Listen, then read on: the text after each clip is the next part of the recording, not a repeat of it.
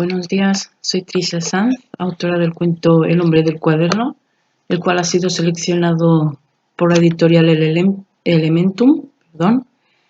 Y nada, quería agradecerles esta oportunidad y agradecerles a todos el que esté viendo este vídeo también.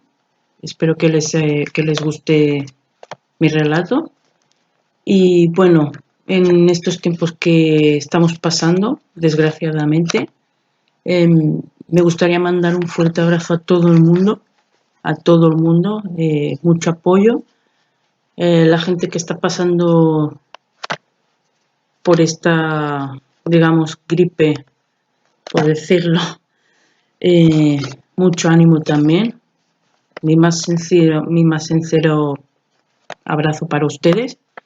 Y la gente que por desgracia ha perdido algún familiar, algún ser querido, algún amigo, algún conocido, mi más sentido pésame.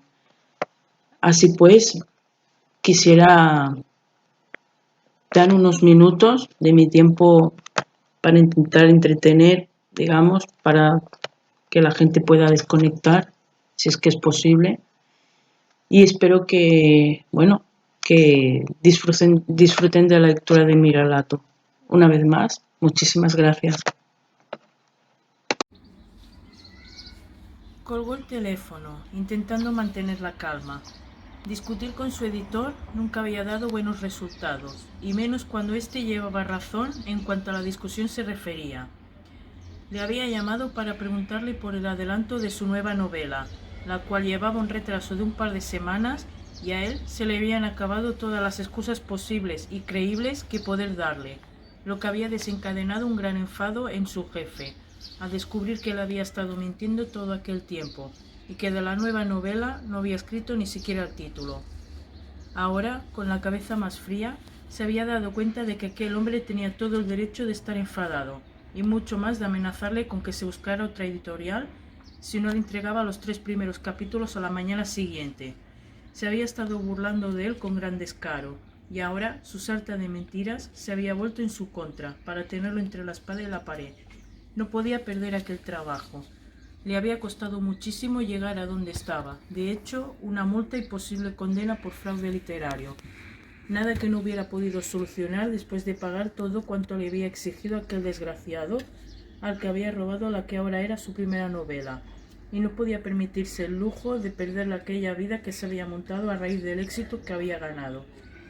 Es imposible que me dé tiempo de escribir 3 capítulos, corregirlos y, en el peor de los casos, modificarlos para poder entregarlos mañana, musitó, tras echar un rápido vistazo para comprobar que eran poco más de las 8:30 de la tarde, a no ser que convoque un supuesto certamen literario y me apropie de uno de los relatos que algún ingenuo envíe. Una sonrisa de satisfacción no tardó en dibujarse en su rostro, al darse cuenta de que tal vez sí era un genio al que no le faltaban ideas. Ilegales, pero ideas al fin y al cabo, para poder salir de un apuro. Sin embargo, la voz de su razonamiento no tardó en dejarse oír, echando por la borda el magnífico plan que había tenido, abriéndole los ojos ante la realidad. ¿En qué demonios estás pensando? Eso no tiene ni pies ni cabeza. ¿Organizar un concurso literario a última hora con el fin de que los autores envíen sus obras como muy tarde mañana por la mañana? Imposible. Olvídalo. Además, ¿no aprendiste ya la lección? Tal vez deberías quitarte la máscara y demostrar lo que realmente eres, un impostor. Cierra la maldita boca, musitó, enfadado, mientras sacudía la cabeza con pesar. Sin embargo, debía de admitir que su razonamiento tenía razón. ¿Cómo demonios iba a lograr resultados con un límite de tiempo tan corto? No era lógico. Tenía que ponerse manos a la obra, y nunca mejor dicho, cuanto antes. Así pues, decidió coger el maletín con el portátil junto con una libreta y un par de bolígrafos, por si acaso, e ir a cenar fuera, a uno de esos sitios de comida rápida que cerraban a las tantas, donde escribiría sin parar hasta tener escrito lo prometido, pues sabía que si se quedaba en casa se entretendría con alguna tontería y no acabaría haciendo nada. Se dirigió hacia la puerta de la calle, decidido, y agarrando el pomo, echó un último vistazo a su alrededor, comprobando que todo estuviera en orden. «¿En qué lío me he metido?», murmuró, mientras abría la puerta y salía a la calidez de su hogar para adentrarse al frío de la calle. «Maldita sea», gruñó, dando un fuerte puñetazo sobre la superficie de la mesa, haciendo que su copa de vino se volcara sobre esta, manchando el mantel. «¿En qué coño estaba pensando yo cuando robé la maldita novela? No se me ocurre nada». Una pareja que estaba cenando no muy lejos de donde él se encontraba volvió la cabeza para dedicarle una severa mirada, no sin antes mirarse entre ellos, sorprendido. «Cálmate, hijo», dijo entonces una voz a su lado, haciendo que diera un respingo asustado. «Estás montando una escena de lo más lamentable». Aquellas palabras no le sentaron nada bien, pues en cuanto se recuperó del sobresalto, frunció el ceño, molesto. ¿Quién demonios había creído que era aquel tipejo para hablarle de aquel modo? ¿Su padre? «¿Quién diablos es usted?», le espetó con furia mientras le miraba de arriba abajo, con desprecio. Vestía ropa holgada y pasada de moda, manteniendo su rostro prácticamente oculto bajo una enorme capucha.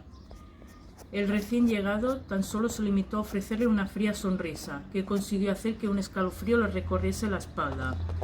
«Tu salvación», le contestó con impasibilidad, volviendo finalmente su rostro hacia él, y en cuanto sus miradas se encontraron, el joven abrió los ojos como platos al descubrir que el anciano era invidente. «¿Mi salvación?», consiguió repetir, con un ligero temblor en su tono de voz, mientras apartaba unos centímetros de él, completamente nervioso. «¿A qué se refiere?». El hombre tan solo se limitó a meter una mano en el interior de la holgada capa y sacó una vieja y arrugada libreta de su interior, para luego tendérsela, sin apartar aquellos ojos sin vida de los suyos. «Esto te ayudará con tu problema». El joven bajó la mirada hacia la desgastada libreta, donde pudo leer lo que parecía ser un título. Era una novela. Sin embargo, ¿cómo podía ser que aquel hombre hubiera podido escribirla con su puño y letra? «¿Cómo sabe usted?», empezó a preguntarle, parpadeando con rapidez, completamente confuso. «Solo hay una condición», prosiguió el viejo, haciendo caso omiso de su pregunta. «Esta vez tendrás que entregar la novela bajo el seudónimo que yo te diré.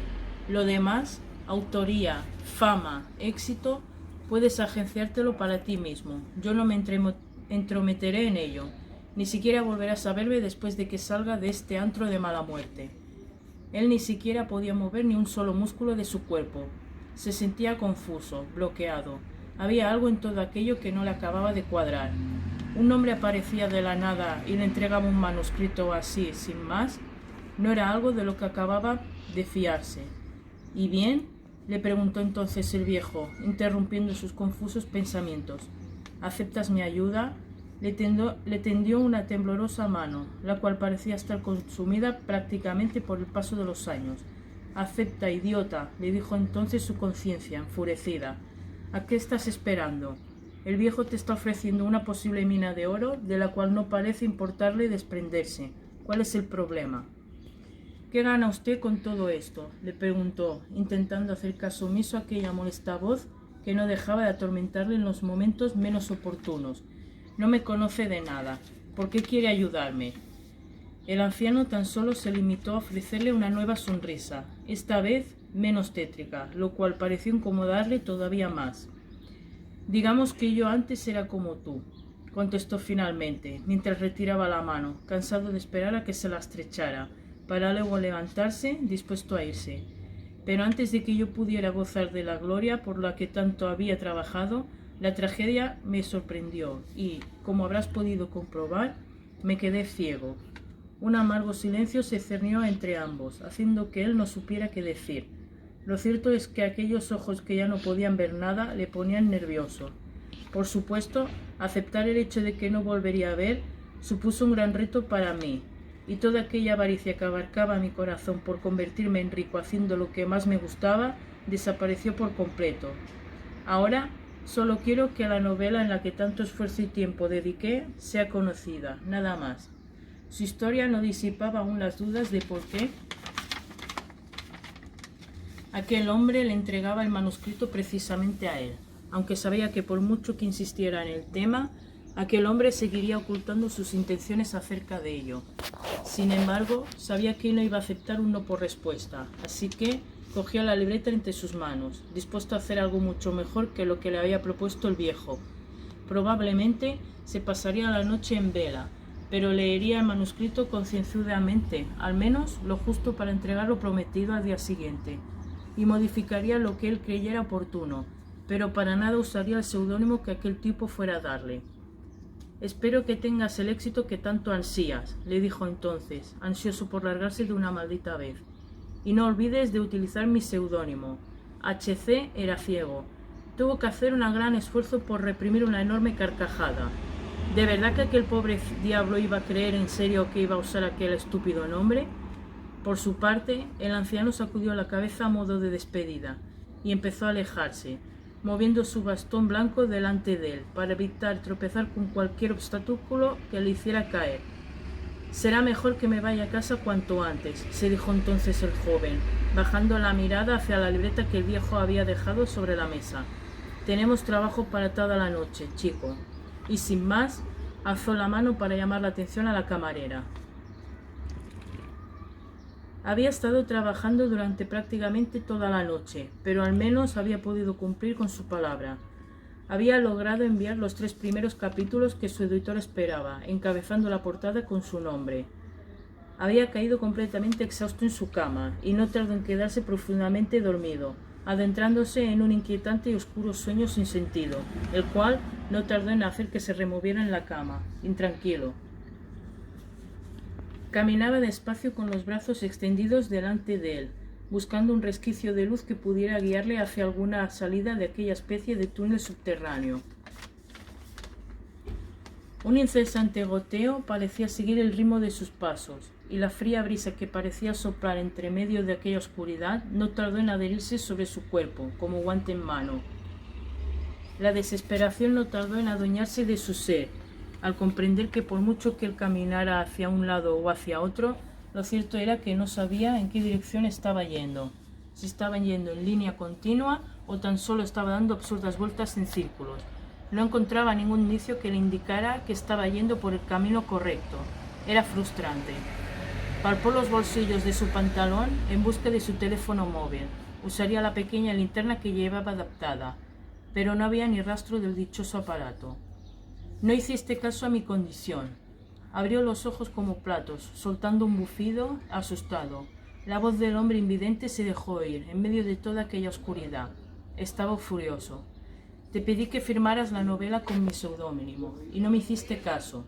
Volvió la cabeza de un lado hacia otro, intentando ver a través de aquel manto oscuro, sin éxito. «Burlaste mi confianza y te apropiaste de mi novela como si fuera tuya», prosiguió el anciano, denotando más rabia en cada palabra que pronunciaba. «Me quitaste lo más valioso que yo tenía, y yo ahora voy a hacer lo mismo contigo». Un fuerte trueno resonó con fuerza encima de su cabeza, haciendo que tuviera la sensación de que un invisible cielo de piedra cayera sobre él. Alzó los brazos para cubrirse, asustado. Se irguió en la cama, bañado en sudor. Había sido solo una pesadilla, una estúpida y maldita pesadilla. Alargó el brazo hacia la mesilla de noche en busca del interruptor de la pequeña lámpara y lo accionó. No ocurrió nada. La habitación continuaba estando a oscuras. ¿Acaso se habría fundido la bombilla? Giró sobre sí mismo en la cama y alargó el brazo para buscar el interruptor de la otra lámpara y lo accionó. Tampoco ocurrió nada. La habitación seguía estando a oscuras. Empezando a ponerse nervioso, se levantó con cuidado y se acercó a la ventana de su habitación, dispuesto a subir la persiana. Notó cómo los cálidos rayos del sol se posaban amablemente sobre la piel de su mano, transmitiéndole un agradable calor, informándole así de que, efectivamente, era de día. Sin embargo, él no podía ver nada, tan solo oscuridad. Fin. Estrellas hechas a mano. Una debajo de los ojos por las veces que lloramos en silencio evocando noches de diamantina y copas de vino. Una cerca de los labios, por los besos que robas aún sabiendo que son más tuyos que míos. Una constelación en las líneas de mi sonrisa, porque solo tú sabes definirla hasta marcar el hoyuelo en mi mejilla. el cinturón de Orión en tus manos, porque podría identificarlas aunque la noche esté llena de estrellas. Al Pegaso lo quiero en mi pecho, para proteger mi corazón y ahuyentar las aladas lágrimas de la noche. Dibuja un río de estrellas en tu cuello, tan constantes como nuestras peleas y tan dispersas como nuestros besos. Continúa con Venus en tu ombligo. Dibuja un punto brillante e intenso, que grite nuestra historia, que ni las nubes ni la oscuridad logren distraer sus miradas. En tus palmas quiero a Leo y en las mías Sagitario. Las quiero entrelazadas. Crea una nueva constelación con nuestros nudillos y únelas bien con líneas delgadas. Termina la Vía Láctea en cada lugar que nos besamos esa noche. Haz puntos grandes y otros pequeños, que estén deformes. Quiero diferentes tamaños y formas, manchas de pintura que delaten nuestros secretos. Abrázame como la vez que nos despedimos. Déjame inmóvil y clava tus ojos en los míos. Allí están los sueños de las fugaces, los vacíos de lo inexplorado, todo lo robado de este mundo para convertirse en luz, todo lo que quiero que veas en mí, y tal vez, si prestas demasiada atención, se atraviesen algunos temores y preguntas que no te hice por miedo o por suerte.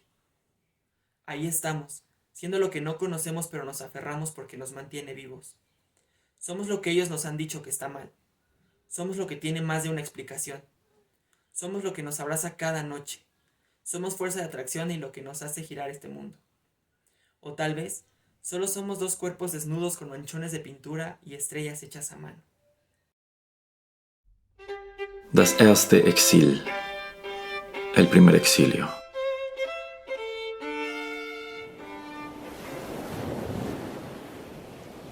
Antes que derrotarlo, los ingleses solamente consiguieron aburrirlo. Nada lo abrumaba más que la monotonía, y en aquel apartado rincón del mundo no existía otra constante. La charla era escasa. Los libros que perdonó la humedad los conocía de memoria, y ya había agotado las posibilidades de la baraja, el billar y el ajedrez. A menudo, pese a su mejor esfuerzo, su mente navegaba sin gobierno. Alguna vez, durante un tedioso solitario, anduvo su memoria entre glorias y vergüenzas hasta llegar a una mañana de su niñez en Córcega. Había caído la primera nevada y los niños vecinos correteaban entre la blancura. Ansiaba sumarse al juego, pero sabía de antemano que su padre, ese severo abogado, no le permitiría abandonar los estudios. Sin importarle las consecuencias, escapó por una ventana y se unió a una guerra de bolas de nieve. Proyectiles volaban de un extremo a otro de la Rue Saint-Charles. Se ofreció al bando de los chicos mayores, pero lo relegaron con los pequeños, sin probabilidades de triunfar pese a su superioridad numérica. Pronto se percató de que el enemigo no tenía más estrategia que el ataque frontal, así que atrincheró a sus hombres, giró instrucciones y, desde el frente, dirigió una contraofensiva que revirtió el curso de la batalla. Ya estaban los vencidos de rodillas y con las manos en la espalda, cuando un grueso puño lo sujetó por el brazo. Era su padre. Contemplaba desencajado la manera en que los vencedores amagaban a sus prisioneros. Pensó que el viejo aplaudiría su magnífica operación, mas en lugar de ello le propinó tal bofetada que los combatientes se dispersaron despavoridos y lo arrastró de vuelta a la casa. Como castigo le aumentaron los deberes y no le permitieron asomar de su puerta en un mes. Reflexionó con una sonrisa irónica, al recoger las cartas de la mesa, que el encierro siempre fue el precio de su genio. Sin embargo, muy por encima de la miseria de Elba y del hastío de Santa Elena, prevalecía el sabor de la victoria.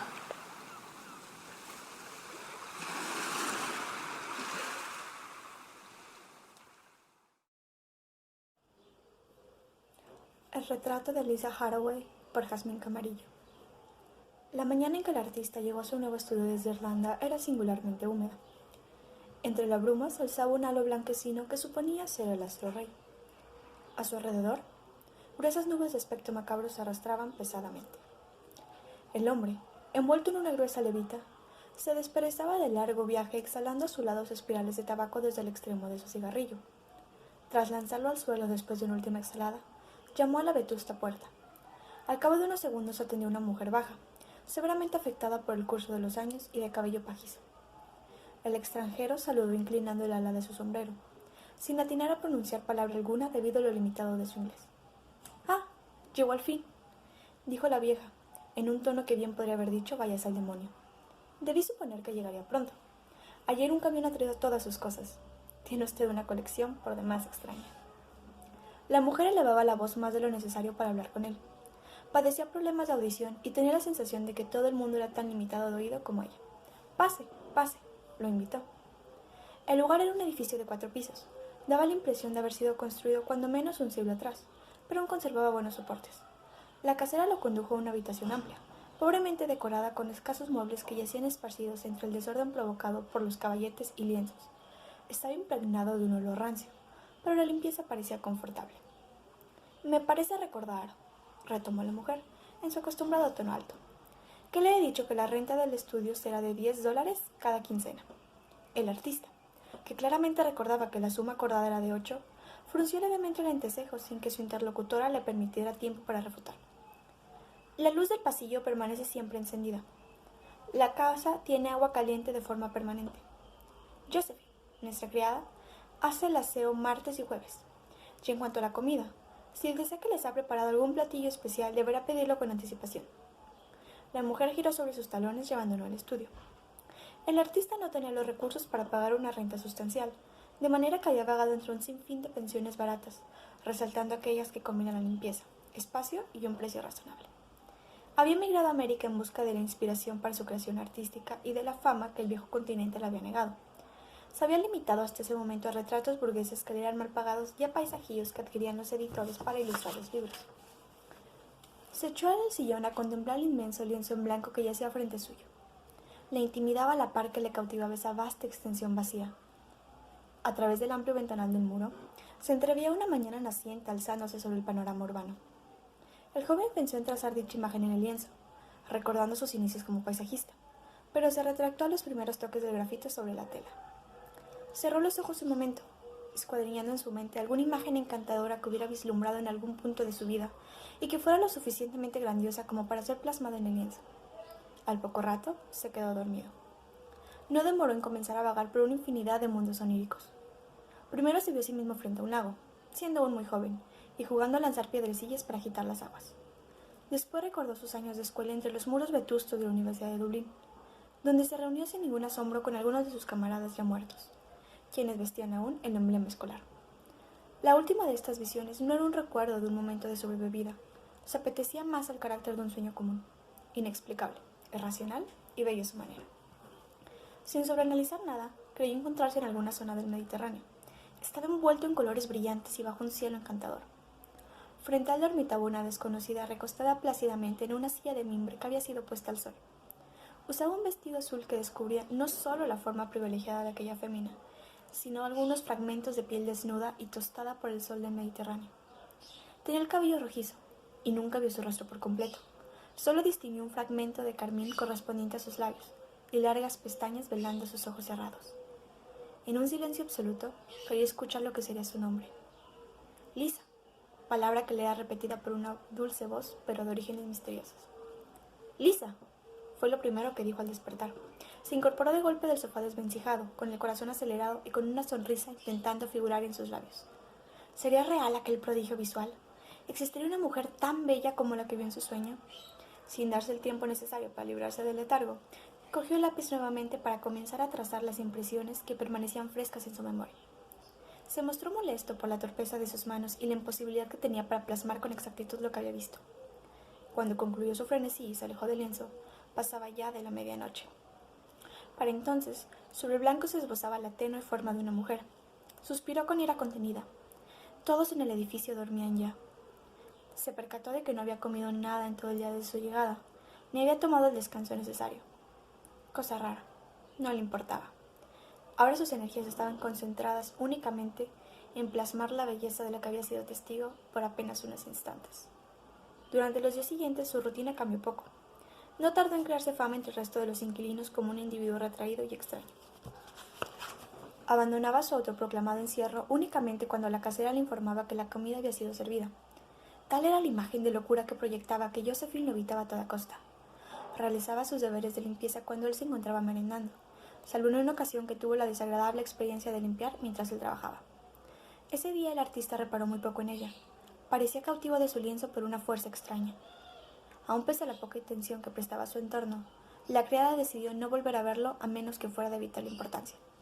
Se excusó con la casera, jurándole entre lágrimas que su inquilino decía cosas por demás extrañas mientras pintaba, palabras entre las cuales solo pudo rescatar el nombre Lisa Haraway. La arrendadora la acusó de ser perezosa, pero aún así no la forzó a reanudar sus labores en esa habitación, pues ella misma se sentía incómoda al estar cerca del pintor. Transcurridas 2 semanas del inicio del trabajo, dejó de acudir a las llamadas para comer. Se le vio aún menos que al comienzo, por lo que la casera, preocupada por su integridad, ordenó que le fuera dejada una bandeja con comida a la entrada a fin de que no desfalleciera. En ocasiones, esa bandeja parecía vacía al día siguiente. En otras, permanecía intacta hasta que Josephine decidió quitarla para evitar algún incidente. Para entonces, el cuadro hubiera resultado magnífico a los ojos de cualquier espectador, pero la incomodidad del artista crecía a cada pincelada, porque se sabía incapaz de retratar a la mujer más bella que había visto. «¡Maldición!», vociferó, haciendo que los inquilinos de los cuartos contiguos se estremecieran.